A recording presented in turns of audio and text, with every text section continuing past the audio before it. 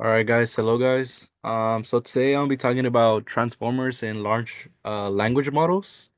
This would actually be my fourth video. So yeah, let's begin. Well, to get started, my name's Adrian Flores. This video is specifically for my CS 4540 class, also known as Intelligent Agents in Learning Environments. And I'm pretty much just going to be going more in detail about transformers and what they are and how they work. And yeah, so. Before actually officially getting started, I just want to talk about like a little recap about what I talked about in the previous video. And the main thing you guys just want to remember is what I said about Transformers, which is if you could see right here, you see a list of words right here. So the Transformers pretty much allow the text to be categorized in vectors pretty much for each word it may have. So depending how long the sentence may be or if it has any commas, periods, it will have a vector for each individual thing. So this little sentence itself, the first bullet point, each word and space will pretty much have a vector corresponding to that specific word. And like it says right here, each word is associated with numbers as long as they are any form of integers. So they could only be integers due to the fact that the computer could only read integers. They can't really read anything else, such as symbols or anything like that. And the list of numbers pretty much just helps it encode the specific word that it may be. So depending on what the previous words are, or depending on the context of the sentence, it will change the outcome of the word that is predicted. So it all depends on what the sentence is about, or depending if you have like a whole essay or like multiple paragraphs written, the word may change depending on what context you're using it. Sorry, just let me take this. Okay. So before getting started, um, I want to talk about what's GPT. You guys may have seen this before, whether it's in ChatGPT or any other forms of ChatGPT. So in other words, GPT is also known as Generative Pre-trained Transformer. And what this pretty much means is, well, it's split up in three categories. Generative, which is pretty much the bots that are used to generate new text. Pre-trained, which is refers to the model that was trained using the millions of data, billions maybe, from all over the internet that was fed onto the model, so it could actually learn the outcomes of the text and transformer, which is the main thing we're going to be talking about. And it is actually the core invention for AI, or also known as the chatbots, like ChatGPT, Blue, the Chinese one too. I forgot the name of that one, but like Gemini as well. So let's talk about transformer applications. So as you guys may know, ChatGPT is used to kind of like to predict words or anything you want to use. Like, let's say you want to study, know more about something, ChatGPT will give it to you, whether it's in detail or just in simple text, it will give it to you. But besides using it for that, it's also used for translating languages, but can also be used to produce synthetic speech from text and even generate images from text. So you could type like create a monster that is I don't know, Super Saiyan, it will pretty much create the monster that is a Super Saiyan, which is kind of crazy to me. Uh, just seeing how far AI has come, which is pretty cool in my opinion. So transformers that are in ChatGPT, it essentially just predicts the next chunk of text in a passage.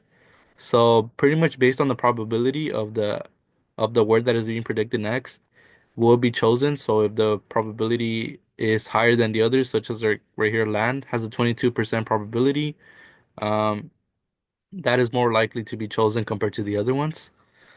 But yeah, that's pretty much how it works.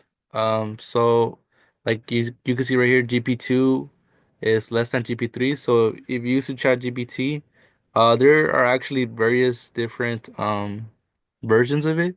So with GPT-2, it's not as good compared as GPT-3, only for the reason that for GPT-2, um, you may be talking to it for like a long time, and over time, the bot is actually losing track of what you guys are talking about compared to GP3, where it actually tends to memorize most of what you're saying. And in reality, it actually becomes better along the way. The more you tell it things, the more it will remember and the more it will be able to predict better. So as you can see right here, predict, improve, repeat allows for longer pieces of text to be generated. So let's talk about the data flow. So when a chatbot generates the words, it actually has to break the input into tokens. So like I was saying in the beginning, every word corresponds to a single vector, also known as tokens. So the words are also known as tokens, and they are actually associated with the vector. And each vector is actually passed through an attention block, which pretty much allows them to be updated along the way based on the context to what I was saying before. So depending on what the sentence is about, the values of the vectors will be changed when going through the attention block. And once they have been updated going through the attention block, the vectors will then go through a feed forward layer, which I would go into detail later on. But this pretty much just allows them to be updated again based on the questions that are being asked to the vectors. So it could be, is it human? Is it an animal? Depending on what the question is, the vectors will be updated based on it. And this pretty much just allows it to be just repeated over time until you finally get the output, meaning that you finally analyzed every single vector that is given. So like I was saying before, the attention block is pretty much that allows is what allows the vectors to communicate amongst each other. And based on what the context is of the sentence, the values of each vector will be changing corresponding to the context of it. And it pretty much just allows it to figure out what the meaning of each word is and can pretty much affect the other words that come after or before it. It all depends on the context. And like I was saying before, there is a feed forward layer.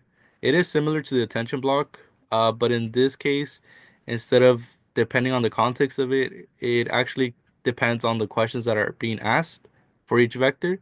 So depending on what it says yes to, what it says no to, the questions will be marked kind of like the neural network where each neuron is highlighted super bright or just very dim, meaning that it has nothing to do with it. It's the same thing for the feed forward layer. And this pretty much just gets repeated over and over until it gets to the final vector, which will give the actual output. And when it comes to prediction and chatbots, this was way before when they're, I guess you could say, barely being introduced. A system prompt would actually have to be established for creating a setting for the user. So this pretty much means that if you want to talk to the chatbot, you would have to give it a somewhat of a prompt to give it like kind of like to let it be familiar with what you're about to say. So right here it says the prompt says what follows is a conversation between a user and a helpful, very knowledgeable AI assistant. So the chatbot would actually be uh programmed or would actually be you're pretty much telling it to be a helpful AI assistant, which would actually kind of just give you advice based on what you're giving it. So right here, the user's giving it, oh, give me some ideas for what to do when visiting Santiago. So since the chatbot actually knows that it wants to be a helpful AI assistant, the chatbot will then give some, I guess you could say, advice for when you're visiting Santiago. So depending on what you give it as its prompt, it will give better responses depending on what you're asking it. But while with now, the chatbots that we have right now, you don't have to give this at all. You could just give it just a random sentence and it'll actually give a pretty good accurate response depending on what you're asking it. And when it comes to deep learning and scaling, deep learning models actually use the same training algorithms from the neural networks called backpropagation. So if you guys did see my previous videos, I did go into detail about what backpropagation is, but it is actually very useful for deep learning models. And the reason for this is because the input that is given is pretty much just formatted in an array of numbers. And what pretty much that means is that it transforms through distinct layers to give an output. So depending on what the parameters are, depending on how they are adjusted or changed or even updated, it will change the weighted sum for each vector. And when it comes to these parameters, it could actually be millions, thousands, or even billions. So like for example, ChatGPT, it has about 175 billion parameters, which is a lot, but it is actually very useful. since it actually allows for the models to be easily adjusted and easily be able to learn over time. And when it comes to word embedding, it's actually split up into different dimensions. So for GPT-3, it actually has about 12,000 dimensions when it comes to word embeddings. And if you guys haven't heard of this before, it's pretty much just input text being broken into tokens, which are then becoming into vectors, which is what I've been talking about in the previous slides.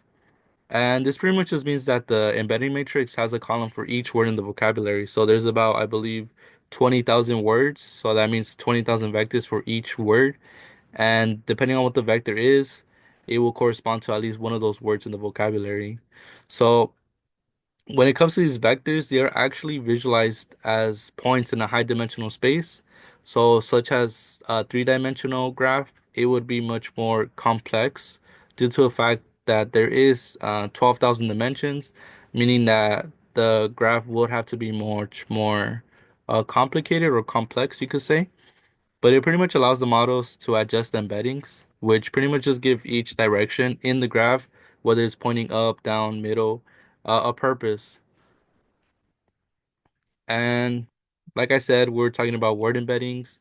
I'll be going over unembedding matrices, which is pretty much just to map the last vectors that were left out to each token in the vocabulary. So this is where softmax function comes into play, which it normalizes the values into a probability distribution, and it turns a list of numbers into a valid distribution.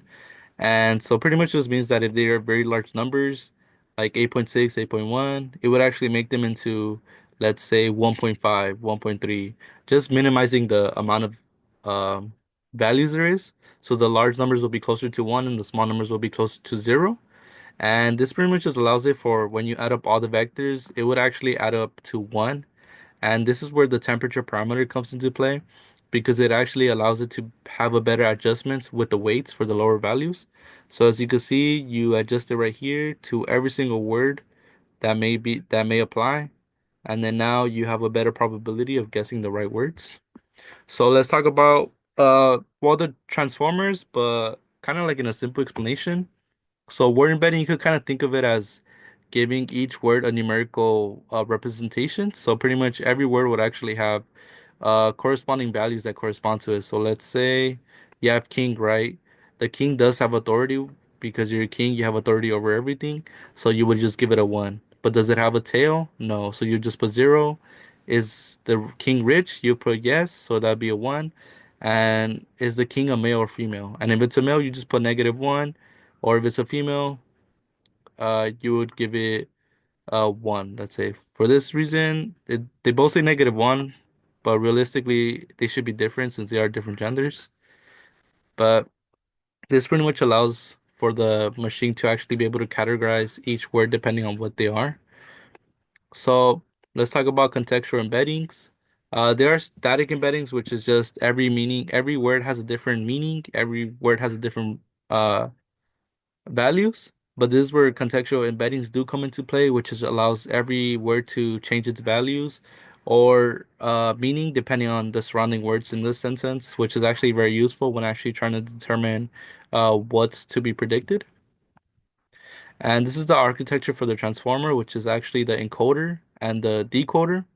So when talking about these, the encoder actually takes the input sentence and generates contextual embedding for each token. Like I was saying, the tokens are do have their own values depending on what the word is. And the decoder actually uses the embedding to predict the next word.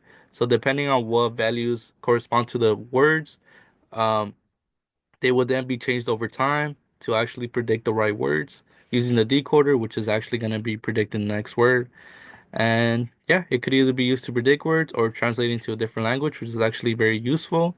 This is actually much more complex, but since I do have a short amount of time, I'm just giving out the basics. And yeah, thank you for your time.